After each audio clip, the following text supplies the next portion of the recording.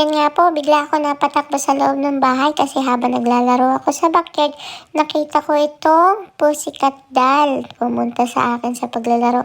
At yan, natakot po talaga ako ng sobra. Oh, get your shoes there. Where's the cat now? No more cat. Get your shoes.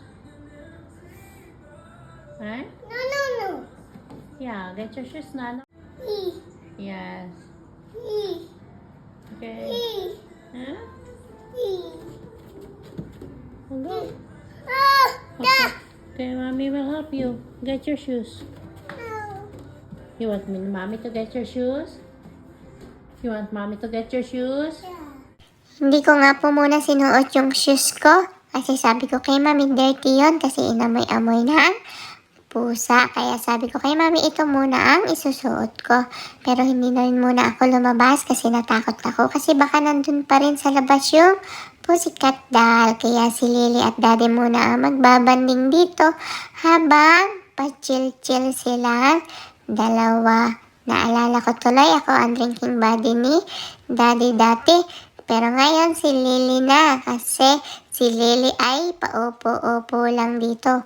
Ako kasi ang layo-layo na nararating ko at ang layo-layo na rin ang natatakbo ko. Kaya sila muna ni Daddy ang magbanding-banding ngayon. At yan nga po, ayan, pasakay-sakay pa dito si Lily sa kanyang upuan. At siya nga po pala, may dumating na manliligaw dito si Lily. Ang bata-bata pa niya ay tingnan niyo naman po at nagkaroon pa siya ng manliligaw. At ako naman po, eto, lumabas na rin at nag-enjoy dito sa front yard namin. At sabi ko kay Daddy, buksan niya yung sasakyan at doon na lang ako tatambay sa loob. Kasi sabi ko baka dumating uli yung pussycat doll. At least kapag dumating siya, andito na ako sa loob ng sasakyan at hindi niya ako makikita dito. Pero ang tagal-tagal naman buksan ni Daddy ng car kasi binibidyo-bidyo pa ako ni Mami dito. Kaya ayan. Pero at least hindi naman po ako natatakot na kasi andito si Mami, katabi ko lang po. Kaya okay lang po. At ito na nga po ang kwentong manliligaw ni Lily. Bye. Bye, bird. Bye-bye, everyone. Joa. Who's Joa? Joa?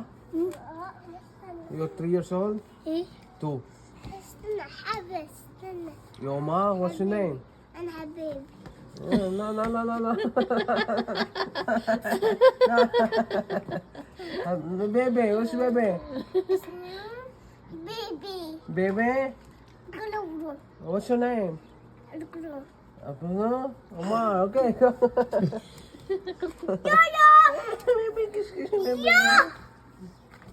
Oh, careful. Natawa po ba kayo sa kwentong manliligaw ni Lily? Ang sweet-sweet naman niya. Kapitbahay po namin yon at laging kalaro namin. Pero dahil strict ang daddy, sorry ka, hindi ka makakabeso sa aking little sister. At ako nga po ay nagtatago dito sa loob ng sasakyan kasi ang pusa ay kinatatakutan ko pa kasi baka pakalat-kalat yan. Pero naririnig ko na yung ingay ng mga friendship ko dun sa labas. Parang gusto ko na makipaglaro sa kanila. Pahamak talaga itong pusang ito. Kaya tuloy hindi ako makapaglaro sa kanila.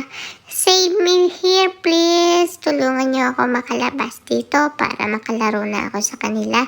Ayun nga oh, ang dami-dami ko nang nakuhang coins dito sa sasakyan ni Daddy. Pwede ko na po sigurong ipambili uli ito ng Slurpee. Libre ko kayo kapag kinuha niyo ako dito.